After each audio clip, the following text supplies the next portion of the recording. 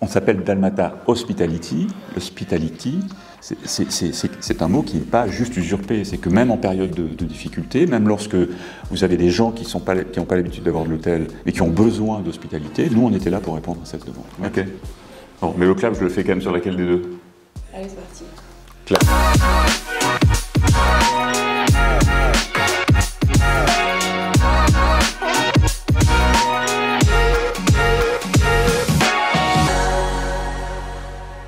Alors moi j'ai eu un parcours de banquier d'affaires et après d'investisseur, essentiellement d'ailleurs dans du monde industriel.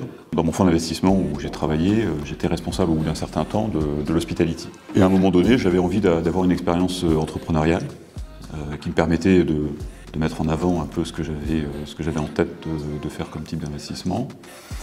Et j'avais envie d'investir dans l'hôtellerie. C'est pour ça que j'ai commencé à travailler sur des opérations d'acquisition.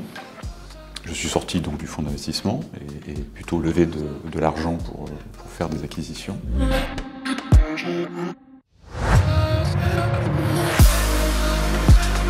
Blackstone était vendeur d'un portefeuille et on a proposé à Blackstone de racheter ce qui s'appelait à l'époque Simply Hotel, à peu près 45 hôtels. Avec l'idée vraiment à la fois c'était un portefeuille qui n'était pas du tout bien géré en fait, depuis des années, c'est ce qui m'intéressait. Il y avait un gros travail sur l'actif lui-même, sur les modalités opérationnelles du groupe. Et donc, l'idée c'était vraiment de faire un reshuffling, c'est-à-dire vraiment retourner l'actif et être capable de montrer qu'on pouvait avoir une démarche assez disruptive dans un monde qui est assez bien borné, le monde de l'hospitality, mais avec vraiment une volonté de se concentrer sur l'hôtellerie économique.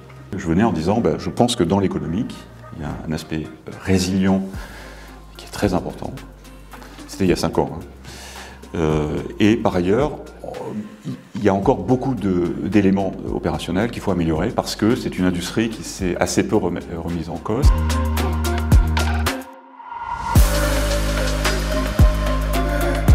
À partir du moment où on a une bonne localisation, un bon actif immobilier, que par ailleurs on a, je dirais, un fonds de commerce, en tout cas une activité, une zone primaire économique qui est robuste, et que par ailleurs c'est bien géré, l'ensemble de l'imbrication de ces 3 éléments ne peut que gagner de la valeur.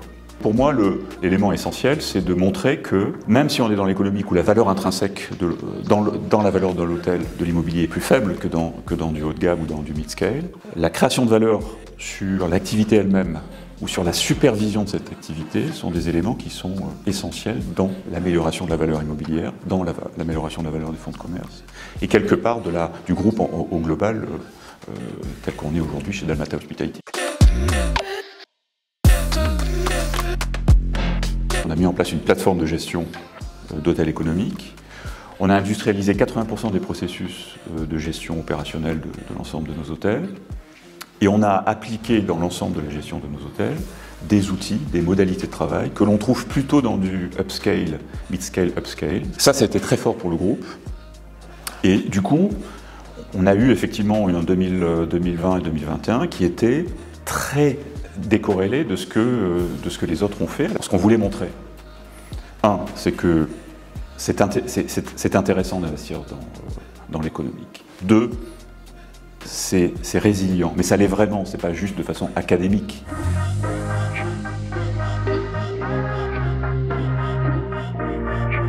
Notre objectif, c'est très rapidement de doubler de taille, puisque on est capable aujourd'hui de plug and play, c'est-à-dire de mettre notre méthodologie, nos façons de travailler, nos outils dans des hôtels ou dans des contrats de prestation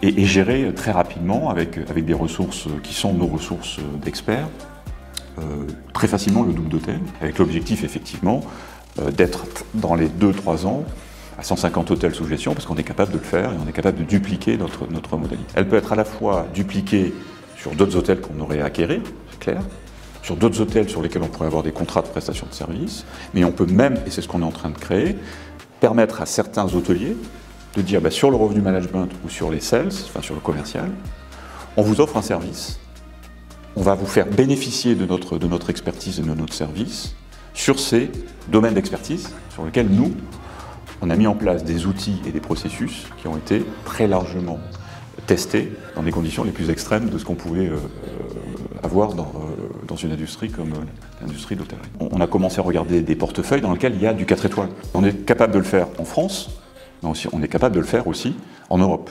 On est des franchisés, nous, hein, on est propriétaires de tous nos hôtels, mais on est franchisés. Notre expertise s'arrête à la gestion d'une marque. On ne détient pas nos marques. On détient un fonds de commerce puisque finalement nos clients qui viennent dans nos hôtels, si c'est un Ibis-Style, si c'est un Kyriat, si c'est un Comfort, ils viennent pour la marque éventuellement, mais ils viennent aussi parce que par rapport à d'autres gestionnaires d'hôtels, peut-être qu'on est mieux. C'est tout l'objectif qu'on vise, c'est-à-dire de créer aussi une capacité à attirer les clients parce que c'est géré par Dalmata Hospitality. Ça, c'est le premier point. Et le deuxième point, c'est qu'on s'aperçoit que l'ensemble de nos franchiseurs deviennent des gestionnaires de marque, en fait, essentiellement. C'est-à-dire qu'ils élaborent une expertise. On voit bien les équipes aussi. Aujourd'hui, par exemple, la Corse se réorganise par marque, et non même plus par géographie. Et donc, ils ont cette capacité, cette force, cette intelligence aussi en termes de ressources humaines pour choisir, créer, développer, soutenir des marques, mais ils ne savent plus gérer. C'est plus des gestionnaires en fait, ils sont sortis de la gestion. Par nature, ils sont plutôt des développeurs, des développeurs de marques, des gestionnaires de marques. C'est une formidable opportunité que d'avoir prouvé que dans la période la plus noire de l'industrie pendant 2 ans, on s'en est très très bien sorti. Il n'y a pas de raison qu'on ne soit pas capable si on est un bon gestionnaire. Mais c'est ça aussi notre force, c'est que quand on est dans un monde oligopolistique, on fait moins attention aux coûts parce que de toute façon ça marche tout seul. Nous, on a fait le pari inverse.